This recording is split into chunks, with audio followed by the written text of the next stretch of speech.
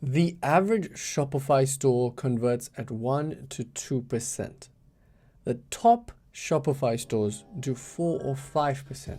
That's the same products, the same ads, same Shopify, and they make 3 to 5 times the money on the same traffic. The gap isn't talent, it's not budget, it's not better products. It's just A/B testing. It's just testing and CRO. I'm Yusuf. I build Shopify apps and themes for a living, and I've been inside hundreds of stores. 7 tests keep showing up as the ones that actually move the needle for conversion rate across every niche, every product, every price point. So that's what I'm going to be covering in this video. 7 tests in the order I'd run them, with the one most CRO videos start with sitting dead last. If you watched my last video on Shopify Rollouts, you already have the tool to run all of these for free. If you didn't watch the video, then no stress. They work on any A/B testing tool. One thing to know, every test here is a theme level test. That means we're not testing prices, we're not testing rewriting product descriptions, we're not swapping gallery images here and there. Those live on the product and not in your theme, and rollouts can't actually touch them. Everything I'm about to show you, you can run for free on rollouts. So let's start on our product page. My first test is the sticky mobile add to cart test. 70% of your traffic is on a phone, but your add to cart button probably scrolls off the screen the second they start scrolling down. Think about what that means. A shopper opens your product page on their phone, they scroll down to read the reviews or the description, they decide that they want that product, and now they have to scroll all the way back up to buy. I know it doesn't seem like a big deal, but half of them won't actually scroll back up. A notification will hit them, they'll get distracted, someone will call them, someone will message them, I don't know. The moment's gone. Okay, so the fix is a sticky add to cart button on mobile, and it's a thin bar stuck to the bottom of the screen with the product, the price, and the add to cart button there. And it follows them down the page so that the decision and the action are always one tap away from each other. Here's why this works so well. You're cutting the buying flow from scroll, decide, scroll back, and then click, to decide and then click. Every extra step on mobile is a chance to lose them. Okay, so here's the test. We test a normal product page versus the same product page but with a sticky add to cart button. And we do this on the mobile only. We don't really need to do it on desktop. So what we want to watch out for here is mobile add to cart and mobile revenue. It doesn't matter so much on desktop because it doesn't really affect desktop customers that much, and all it's going to do is pollute our data. And my second test is the variant picker.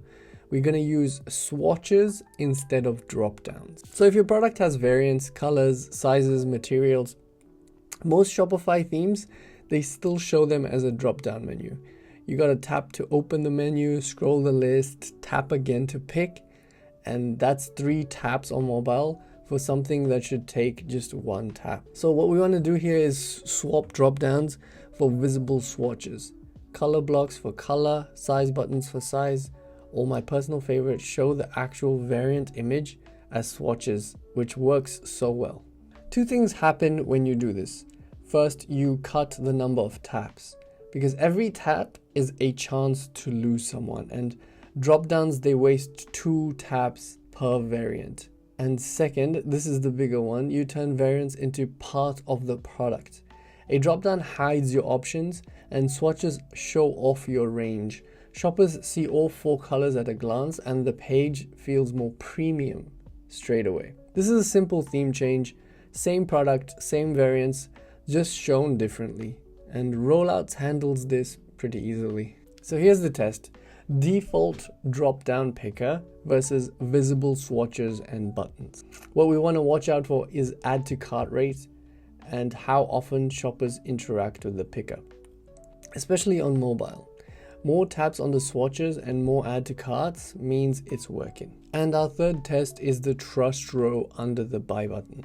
The space right under your add to cart button is the most valuable spot on your entire store, and most themes just leave this empty. The shopper's finger is already on the button, and that's when you need to answer the question they're not saying out loud. What if this goes wrong? So to fix this, we're just going to add a single row of trust signals under the button. 3 or 4 icons, short labels, things like free returns, money back guarantee, secure checkout, ships from wherever you ship from. If you've got a press logo or a custom account, that works as well. Now this is the easiest to test on the list and one of the most reliable winners. It's exactly what I demoed in the last video on when I discussed rollouts, and it's the same idea. So try to run it on your store. So here's the test. Do the default buy box that comes with your theme or whatever you're using right now, and add the same buy box with a trust row right underneath. And what you want to watch out for is add to cart rate. If it moves, then you ship that change and don't look back. And our fourth test is the product page section order. Most product pages are stacked in whatever order the theme shipped with: title, price, button, description, features, reviews, and then related products. The shopper lands, scrolls past the buy box, hits a wall of features, then has to scroll past that to find any social proof. By the time they reach the reviews, they've already lost interest. So what we're going to do in this one is reorder it, and reviews and social proof will go up top and features and specs will actually go down. The pattern that wins most often is title, price, button, reviews, then the rest of your page, however you had it. It comes down to what you show first. Default themes, they show the facts, and the new order will show the proof first. Proof kills hesitation faster than facts do, especially for shoppers who've never ever heard of you. So here's the test. We're going to do the default section order versus reviews pulled above the features. Okay, what we want to watch out for here is the scroll depth and time on the page. And if both of these go up, then we know that the shoppers are engaging more with the product. Then check out the add to cart rate to make sure that engagement is turning into actual sales. And our fifth test is going to be the above the fold benefit bullets. Now most product pages show the shopper a title, a price, a button, and that's it, above the fold. Everything else is below the fold. To find out why they should buy, they have to scroll, and a lot of them won't. So add a 3-bullet benefit block between the price and the buy button. 3 short lines, the things you'd most want a stranger to know about this product before they decide. Don't sell specs, remember. Sell benefits and what it does for them. If you sell skincare, you can say things like calms redness in 7 days, no fragrance, no parabens, made in Australia. If you sell tools, you can say things like lifetime warranty, replaces 3 other tools, fits any standard drill. You gotta pick 3 that answer the questions you hear from customers the most. So the idea here is to let the shopper size up the product without scrolling. Above the fold space is the most valuable space on your store, and most themes kind of just waste it. Filling it with 3 honest benefits is one of the easiest wins you can run. So here's the test. You get a default product page versus a product page with a 3-bullet benefit block above the buy button. What you want to watch out for is add to cart rate. If it doesn't move, your bullets aren't sharp enough. You can try rewriting them and try this test again because it always works. You just got to get the points right. And this is our 6th test, and we're going to try doing a cart drawer with trust and urgency built into it. The cart drawer is the highest intent page on your store and also the leakiest. The shopper has decided they probably want the product. They're right there. Then they see the total, start second guessing, and look for a way out. 2 changes here work together to close those exits. I'd run them as one variant since they're solving different parts of the same moment. So the first thing we want to do is add a trust row right under the cart items. Returns, money back guarantee, secure checkout, support contact. It's the same idea as the buy box trust row from test 3, but a different page sort of. We basically want to kill the anxiety by answering what if this goes wrong before they get a chance to ask. The second change you want to make to the cart drawer is a specific delivery message.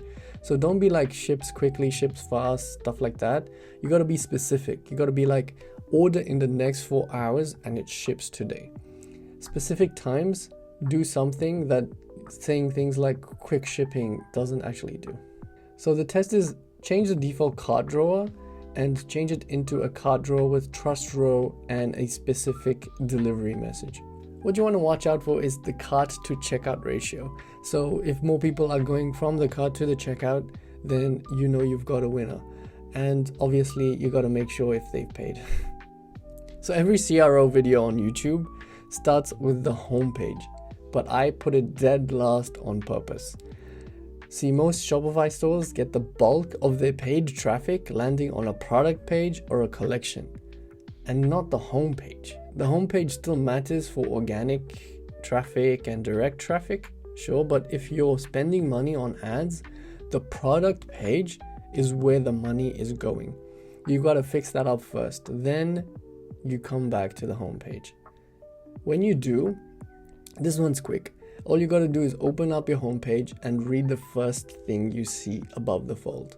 If it's a moody photo with a tagline like crafted for the modern home, that's the leak. Shoppers decide in about 3 seconds whether they're in the right place. And a vague headline like that makes them scroll to figure it out themselves. And most people just won't scroll. Your hero needs to do 3 things in one line. You got to tell them what you sell, who it's for, and what the main benefit is. So something like vegan skincare for sensitive skin, made in Australia. You gotta have no mystery, no thinking there. Then you drop a trust strip right under it, like a star rating, review counts, a press logo if you got one. So the test for this one is a vague hero versus a clear value proposition with a trust strip. What we want to watch out for in this test is the homepage bounce rate and click through to product pages. Before you go run all these 7 tests this week, I'll give you 3 rules. You can't skip any of these or you'll ship winners that quietly cost you money. The first rule is you have to have 1 change per test. If you change 3 things and the number moves, then you won't really know which one's moving it. The cart test in this video is the only place I bent that rule, and I told you why. And the second rule is wait for real data. And you need to have at least 100 conversions on both sides of the test before you call anything. 2 days of looking good is noise and not really a result.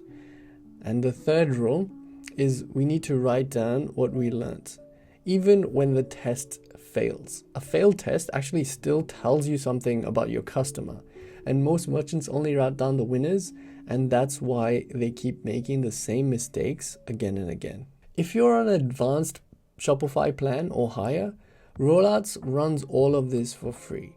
I covered the full setup in the last video. It should be on the screen somewhere right now. If you're on a lower plan, Intelligems, Shoplift, and Visually all plug into Shopify cleanly and do the same job of A/B testing for your store. And one last thing, conversion rate is only half of the story. If your average order value is $40, lifting it to $50 gets you the same revenue bump as bumping conversion rate up by 25% on the same traffic without convincing one extra person to buy. And in a lot of the stores, lifting average order value is actually easier than materially lifting conversion rate. You're not trying to change whether someone buys, just how much they buy. So I'm working on a follow-up right now. 5 average order value tests that all run in rollouts the exact same way these ones did. You can stack them on top of these 7 and you compound the revenue without spending $1 more on ad. Hit subscribe so you can watch that when it comes out, and I'll see you in that one.